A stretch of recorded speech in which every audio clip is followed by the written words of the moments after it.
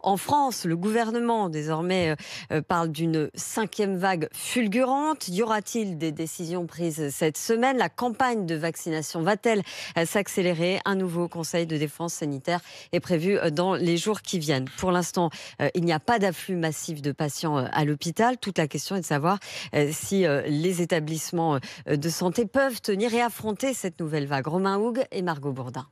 À Draguignan, dans le Var, les urgences de l'hôpital accueillent en moyenne chaque jour 4 à 5 nouveaux cas de Covid. C'est bien moins qu'au plus fort de la crise, mais ça ne rassure pas Justine, infirmière dans le service depuis 16 ans. Étant donné qu'on est vraiment au tout début, l'hôpital fait face, mais on va vite arriver à saturation et on ne va pas pouvoir accueillir les patients comme il se doit. Car les urgences sont déjà fermées la nuit depuis fin octobre. Il manque 12 médecins sur 18 postes pour faire tourner le service normalement. Justine redoute donc une dégradation de l'épidémie. Ce qui me fait peur, ce serait d'apprendre un jour qu'un patient qui a fait beaucoup plus de route que prévu est décédé sur le trajet parce que finalement il a été dans un autre centre hospitalier et que c'était quelque chose de plus important que prévu. Et même ailleurs, rien n'est gagné selon Frédéric Adnet, le chef des urgences de l'hôpital Avicenne à Bobigny. On est inquiet d'une part par la baisse de l'immunité de la vaccination qui va engendrer des formes graves chez les patients vaccinés et d'autre part la coexistence de plusieurs virus respiratoires hivernaux comme la grippe et la Covid-19. L'hôpital pourrait également être confronté à un manque de bras pendant les vacances de fin d'année.